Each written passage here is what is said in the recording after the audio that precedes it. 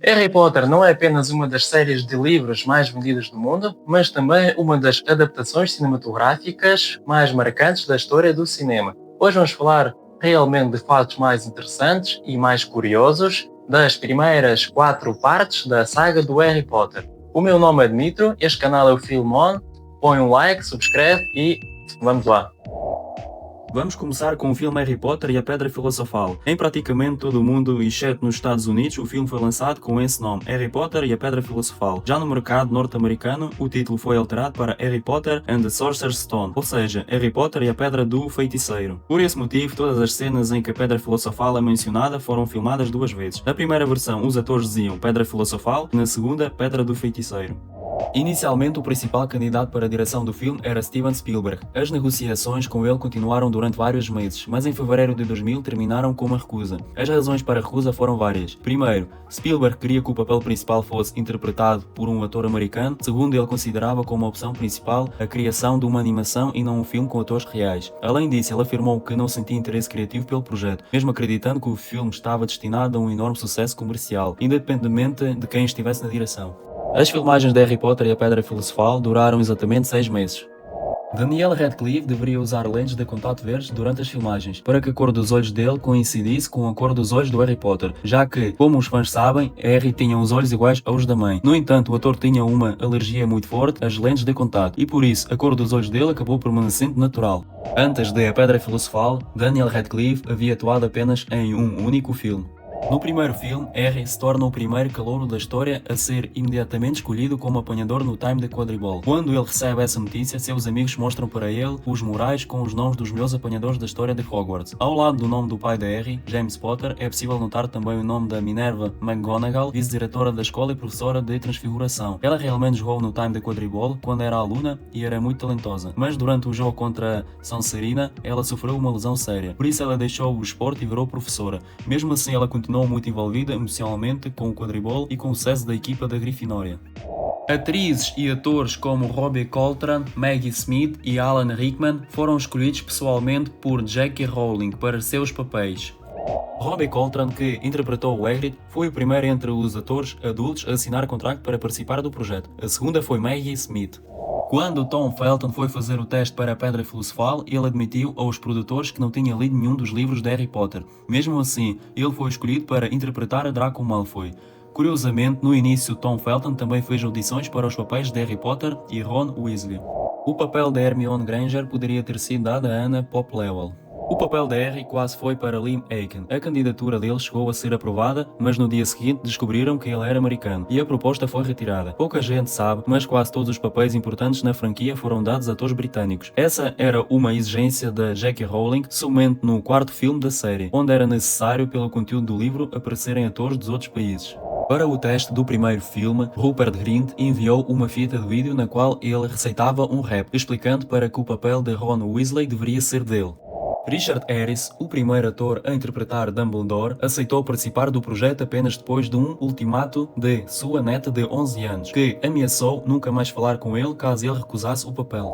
O principal candidato ao papel de Severus Snape por muito tempo foi Tim Roth. Ele é britânico de origem, mas vive nos Estados Unidos desde aos anos 1990. Tim Roth acabou recusando o convite, preferindo trabalhar em Planeta dos Macacos, de Tim Burton. Depois disso, o papel ficou com Alan Rickman, cuja contratação foi pessoalmente aprovada por J.K. Rowling. A editora britânica Bloomsbury, que assinou o contrato com a escritora J.K. Rowling, inicialmente planejava atrair apenas o público de 9 a 11 anos. Naquela época, ninguém imaginava que essa franquia conquistaria o mundo inteiro. Para destacar o quanto a vida de Harry Potter era ruim na casa dos Dursley, os designers de produção escolheram os móveis mais feios que conseguiram encontrar.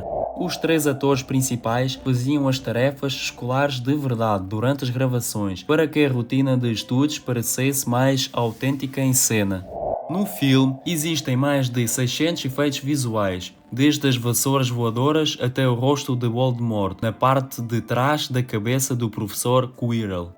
Cerca de 40 pessoas trabalharam na criação da versão original em maquete da Escola de Magia de Hogwarts, durante aproximadamente 7 meses, de filme para filme. Esse modelo era modificado de acordo com o desenvolvimento da história e cada alteração levava de 3 a 4 meses para ser concluída.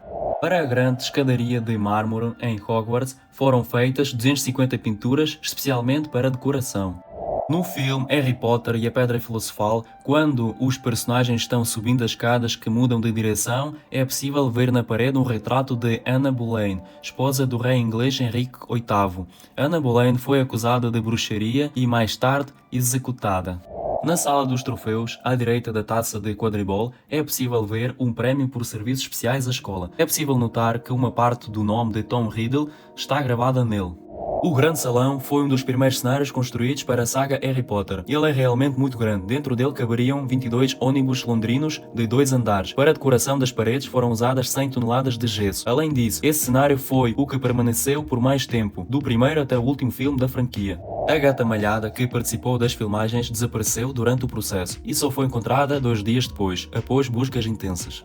Por causa da idade deles e das leis rígidas relacionadas ao trabalho infantil, Daniel, Rupert e Emma podiam filmar no máximo 9 horas por dia. Harry Potter e a Pedra Filosofal foi indicado ao Oscar em 3 categorias. Apenas o primeiro e o último filme da série conseguiram alcançar esse número de indicações. No começo de 2002, Harry Potter e a Pedra Filosofal se tornou o filme mais lucrativo do mundo, depois de Titanic, mas infelizmente não manteve essa posição por muito tempo. Um pequeno detalhe interessante. Na primeira aula de poções, o professor Snape pergunta ao Harry o que aconteceu ao misturar a raiz de asphodelo com infusão de losna. Pouca gente sabe, mas na linguagem das flores, usada na era vitoriana, o asphodelo é uma espécie de lírio que significa arrependimento eterno em relação a alguém. Já a losna simboliza a amargura da perda. Ou seja, de forma indireta, Snape estava dizendo que sentia uma dor profunda e eterna pela morte da mãe do Harry, Lily. Caso alguém tenha esquecido, Snape a amou durante toda a vida. Uma das versões iniciais do roteiro do filme incluía uma participação da atriz Drew Barrymore, que, aliás, era uma grande fã dos livros de Harry Potter. O ator que interpretou o funcionário da estação King Cross, a quem Harry pede ajuda, na verdade trabalhava mesmo nas ferrovias britânicas. A diferença é que na vida real ele era chefe de comboio, e não atendente da estação. Na cena em que Ron, Harry e Hermione falam com Hagrid sobre Nicholas Flamel, os 3 usam os cascóis do Gryffindor. O de Ron está apenas pendurado ao pescoço, o de Hermione está cuidadosamente enrolado à volta do pescoço e do Harry está lançado de forma descontraída sobre o ombro. Na maioria das vezes, a gravata dos 3 também era usada de maneira semelhante, o que, como se pode perceber, reflete a personalidade de cada um deles. A cena final do primeiro filme foi gravada no primeiro dia de filmagens. Aliás, isso é algo que acontece com bastante frequência na indústria do cinema. Quando Harry Potter e a Pedra Filosofal foi lançada em DVD, ele vendeu 1 milhão de cópias apenas no primeiro fim de semana no Reino Unido, um recorde na época. O segundo filme, Harry Potter e a Câmara Secreta, começou a ser filmado apenas 3 dias após a estreia da Pedra Filosofal nos cinemas. As filmagens duraram 9 meses. Harry Potter e a Câmara Secreta é o livro favorito do Daniel Radcliffe dentre toda a série. Muitos fãs de Harry Potter tiveram que ir ao cinema assistir ao filme Scooby-Doo só para ver o trailer de A Câmara Secreta. Isso porque o trailer do segundo filme era exibido exclusivamente durante as sessões do Scooby-Doo nos cinemas. Para o papel de Tom Riddle, chamaram jovens de 15 a 17 anos para as audições, mas no fim, o papel acabou ficando com Christian Coulson, que na época tinha 23 anos. Além disso, para o papel de Tom Riddle, também fez audição o então ainda desconhecido Joseph Morgan, mas, seja por sorte ou não, ele não foi escolhido. Hoje, Joseph é conhecido por muitos como Nicholas Michelson da série The Originals. Nas cenas em que os alunos de Hogwarts estavam petrificados, em vez de atores foram usados modelos em tamanho real, especialmente construídas para as filmagens. A porta com serpentes, que leva à Câmara Secreta, não é um feito especial, é um mecanismo real, que funciona de verdade até hoje. Este filme foi o último trabalho de Richard Harris, que faleceu 3 semanas antes do lançamento nos cinemas. A saudação com varinhas que Harry e Draco Malfoy fazem antes do duelo é, na verdade, uma versão modificada da saudação tradicional dos esgrimistas. No Reino Unido, a venda de ingressos para o segundo filme começou mais de um mês antes da estreia nos cinemas. Inicialmente, o papel de Gilderoy Lockhart foi oferecido a Hugh Grant, que chegou a dar uma concordância preliminar, mas algum tempo depois ele acabou recusando a proposta, pois já estava comprometido com outros projetos. Mais tarde, em várias entrevistas, o ator comentou que se arrependeu dessa decisão durante muitos anos. A frase de Lúcio Malfoy: "Tenho certeza de que o Sr. Potter sempre estará por perto para nos salvar", foi totalmente improvisada pelo ator Jason Isaac. A atriz que interpretou Myrtle Kegem foi a mais velha entre todos os atores que interpretaram alunos de Hogwarts. Na época das filmagens, ela já tinha 37 anos. Hoje em dia, ela já tem cerca de 60 anos. Aliás, A Câmara Secreta é o único entre os 4 primeiros filmes da saga a não receber nenhuma indicação ao Oscar. Para representar de forma realista as agulhas de tricô se movendo sozinhas na casa da família Weasley, um dos membros da equipa de filmagem pediu à própria mãe que permitisse que ela observasse a filmagem tricotando durante várias horas. O papel do Hagrid, jovem, foi interpretado pelo dublê de Robbie Coltrane, que viveu o personagem em todos os filmes da franquia. E para que a semelhança ficasse ainda mais completa, a voz também foi dublada pelo próprio Robbie Coltrane. Para filmar a cena em que Harry e Ron caem na árvore dos salgueiros lutadores, foi necessário destruir 14 carros Ford Anglia. Durante as filmagens das cenas com o Dobby, os atores tinham que olhar e conversar com uma bola de ténis presa na ponta de uma vara longa. Ela servia para indicar o lugar exato onde o personagem estaria em cada momento. Só depois, o Dobby foi adicionado por computação gráfica. Assim como o seu personagem Ron Weasley, Rupert Grint também tem medo de aranhas. A fóbia dele é tão forte que ele nunca conseguiu assistir a cenas com as aranhas, mesmo sendo ele próprio nela. Para entender o quão desagradável, repulsivo e arrogante o seu personagem deveria ser, o ator Jason Isaac, que interpretou Lúcio Malfoy, reassistiu todas as cenas de Tom Felton no papel de Draco Malfoy no primeiro filme. Assim ele pode construir a personalidade do pai, a partir do comportamento do filho. Inicialmente, Lúcio Malfoy não teria cabelos longos, mas quando Jason Isaac recebeu o papel, ele pediu que o visual do personagem fosse alterado, para que pudesse ser claramente distinguido de Draco Malfoy. Por causa do comprimento da peruca, Isaac precisava manter a cabeça levemente inclinada para trás, para evitar que o cabelo cobrisse o rosto. Curiosamente, isso acabou reforçando ainda mais o ar de superioridade do personagem. Ele realmente parecia estar olhando para todos de cima. Inicialmente, ao Daniel Radcliffe, o intérprete de Harry, foi oferecido um cash bastante modesto para este filme, apenas 125.000 libras. Ao saber dessa situação, o Sindicato Britânico dos Atores interveio, alegando que o valor era injusto, considerando a escala do projeto. Depois das negociações, o salário do jovem ator foi aumentado para 2 milhões de libras, ou seja, cerca de 3 milhões de dólares. Vamos ao terceiro filme, Harry Potter e o Prisioneiro de Azkaban. Para se conhecer melhor com os 3 protagonistas, o diretor Alfonso Cuarón pediu que cada um deles escrevesse um ensaio sobre o próprio personagem, na primeira pessoa. Emma Watson, sendo exatamente com a Hermione, levou a tarefa muito a sério e escreveu um ensaio de 16 páginas. Daniel Radcliffe escreveu apenas uma página, simples e direta. E Rupert Grint não entregou nada. Se lembram da história dos cascóis e gravatas? Rupert explicou que Ron nunca escreveria um ensaio, e Alfonso Cuarón respondeu que Rupert havia entendido o personagem perfeitamente.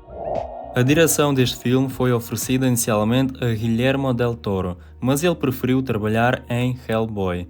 Se essa foi ou não a decisão certa, fica para você decidir. Também circularam rumores de que o filme teria sido oferecido ao próprio Steven Spielberg, mas, mais uma vez, isso não aconteceu. J.K. Rowling escreveu Os Dementadores baseando-se na sua própria luta contra a depressão após a morte da mãe, na forma como essa depressão se manifestava na sua imaginação.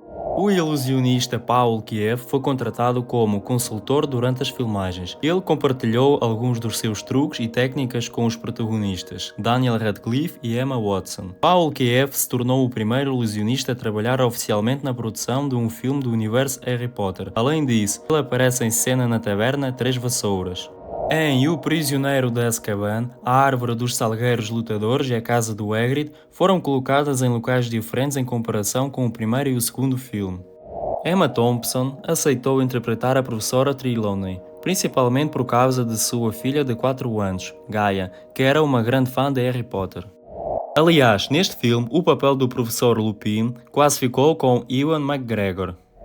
As filmagens de O Prisioneiro de Azkaban tiveram que ser temporariamente interrompidas por causa de um ato de vandalismo contra o Expresso de Hogwarts. Para quem não sabe, o trem usado nas gravações era uma locomotiva histórica alugada pela Warner Bros. Em setembro de 2003, ele foi pintado com grafites e o prejuízo foi de mais de 3.000 libras. A criação dos Dementadores levou cerca de 6 meses para a equipe de efeitos especiais. O Alfonso Cuarón teve a ideia de que, quando os Dementadores se aproximassem do Expresso de Hogwarts, a chuva se transformaria em gelo. No entanto, devido ao seu forte sotaque mexicano, a equipa de efeitos visuais entendeu a palavra gelo como olhos. Eles chegaram até o mesmo a preparar um storyboard mostrando olhos caindo do céu, naturalmente. Quando Cuarón viu aquilo, ficou totalmente surpreso e corrigiu o mal-entendido na hora. Aliás, havia uma cláusula no contrato de Alfonso Cuarón que proibia o diretor de usar palavrões na frente das crianças durante as filmagens. Lembra da cena em que Hermione dá um tapa em Draco? Pois bem, durante os ensaios dessa cena, Tom Felton pediu para Emma Watson bater nele, para que o movimento parecesse mais natural, mas ele quis dizer fingir o tapa. Emma, porém, entendeu ao pé da letra, e bateu de verdade, com toda a força. Tom ficou muito surpreso. Claro. Mais tarde, Emma disse que se sentiu muito mal. Ela simplesmente não entendeu o que Tom estava querendo dizer naquele momento. Os morcegos que aparecem na cabana do Hagrid eram de verdade. Eles foram considerados animais mais difíceis de treinar e Daniel Radcliffe comentou que eles urinavam por toda a parte durante as filmagens. Os treinadores controlavam os morcegos usando comida como recompensa. E curiosamente, o que eles mais gostavam era de bananas. As tatuagens no corpo e nos braços de Sirius Black foram inspiradas em marcas de prisões russas. Esse tipo de marcação identifica alguém como uma pessoa a ser tímida e respeitada. Os símbolos que aparecem na fotografia de Sirius Black no cartaz de procurado se traduzem como mais ou menos humano. O medo de Ron Weasley de aranhas foi explicado por J.K. Rowling como resultado de um trauma de infância. Quando Ron tinha 3 anos, seu irmão Fred, como forma de brincadeira depois que Ron quebrou a vassoura dele, transformou o urso de pelúcia do Ron em uma aranha. Desde então, Ron desenvolveu uma forte fóbia de aranhas. O Prisioneiro de Azkaban é o único filme da saga Harry Potter que não conseguiu ultrapassar a marca de 800 milhões de dólares nas bilhetarias mundiais. Vamos ao quarto filme, Harry Potter e o Cálice de Fogo. Inicialmente, o filme deveria se chamar Harry Potter e o Torneio Tribucho. Além disso, o quarto livro chegou a ter alguns títulos alternativos considerados pela autora. Harry Potter e os Comensais da Morte, Harry Potter e o Cálice de Fogo, Harry Potter e os Três Campeões. No final, o título escolhido foi Harry Potter e o Cálice de Fogo, que acabou se tornando mais marcante. Mike Newell foi o primeiro diretor britânico a trabalhar em um filme de Harry Potter. Por sua atuação em O Cálice de Fogo, ele recebeu apenas $1 milhão. Para comparação, Chris Columbus, por Harry Potter e a Pedra Filosofal, ganhou 10 vezes mais. Uma história curiosa. Mike Newell não sabia que Alan Rickman usava lentes de contato pretas para interpretar Severus Snape. Uma vez, enquanto elogiava o tom impressionante dos olhos do Alan Rickman, simplesmente se inclinou e retirou uma das lentes bem na frente dele. Mike Newell decidiu rejeitar a ideia inicial do estúdio de adaptar o livro, extremamente longo, em 2 filmes separados que seriam lançados com alguns meses de intervalo. Ele acreditava que poderia cortar uma parte suficientemente extensa da história, criando assim um único filme grande e vibrante. Foi precisamente Alfonso Cuarón, o realizador do filme anterior Harry Potter e o Prisioneiro de Azkaban, quem o convenceu de que essa seria a única decisão correta. Na verdade, Katie Leung nem planejava fazer o teste para o papel de Cho Chang. O pai dela comentou onde as audições estavam acontecendo e a caminho de uma ida ao supermercado. Ela decidiu entrar apenas para ver como o casting estava sendo feito. Durante as filmagens, o diretor Mike Newell acabou brigando de brincadeira com um dos gêmeos Phillips. Ele queria, de uma forma original, diminuir a distância entre ele e os jovens atores, mas ele exagerou e acabou quebrando uma costela durante a brincadeira. A garota que aparece na cena de cerimónia de seleção no quarto filme não é uma personagem inventada. Ela se chamava Natalie MacDonald, uma menina canadense de 9 anos de Toronto, que estava morrendo de leucemia. Ela escreveu uma carta para J.K. Rowling perguntando o que aconteceria nos próximos livros de Harry Potter, porque ela sabia que não viveria tempo suficiente para poder lê-los. Rowling respondeu por e-mail, mas Natalie faleceu um dia antes da mensagem chegar. Então, em homenagem a ela, J.K. Rowling deu seu nome a uma aluna do primeiro ano no livro Harry Potter e o Cálice de Fogo, colocada pela seleção na Grifinória, a casa dos Valentes de Coração. Mais tarde, quando Rowling foi ao Canadá, em uma tournée de divulgação, ela fez questão de visitar a família MacDonald pessoalmente. Devido aos problemas de pele típicos da adolescência, foi usada a técnica digital para remover espinhas e imperfeições dos rostos dos atores. Curiosamente, foi a mesma tecnologia utilizada na série Desperate Housewives. Se por acaso você pensava que as irmãs Padma e Parvati Patil eram interpretadas por atrizes gêmeas, é hora de desfazer esse mito. Na verdade, Padma Patil foi interpretada por Afshan Assad, uma atriz britânica de origem bengalesa, enquanto Parvati Patil foi interpretada por Shefali Chowdhury, cujos pais vieram de Bangladesh. Ou seja, apesar de serem irmãs na história, na vida real elas não têm nenhum parentesco, nem mesmo distante. Para filmar a cena da batalha de Harry contra o dragão pelo ovo dourado, foi construída uma maquete em tamanho real do dragão, totalmente funcional. Ela era capaz até de expelir fogo de verdade. Aliás, para criar essa maquete, a equipa reutilizou o modelo do basilisco de A Câmara Secreta. Na cena em que Hermione aparece com um vestido de baile pela primeira vez, descendo as escadas, Emma Watson acabou tropeçando na barra do vestido e caiu. A figurinista Jenny Temin considerava o vestido de Hermione como o mais importante de todo o filme, comparando-o ao vestido da Cinderela. O design foi alterado várias vezes, até que ele ficasse totalmente satisfeita com o resultado. Emma, por sua vez, tomava muito cuidado ao usar o vestido e só o vestia quando realmente necessário, pois tinha medo de estragá-lo. Ao criar o labirinto onde os campeões precisavam encontrar o cálice, a equipa de cenografia se inspirou no labirinto do filme O Iluminado, do Stanley Kubrick. Não é à toa que os fãs de Stephen King perceberam isso imediatamente.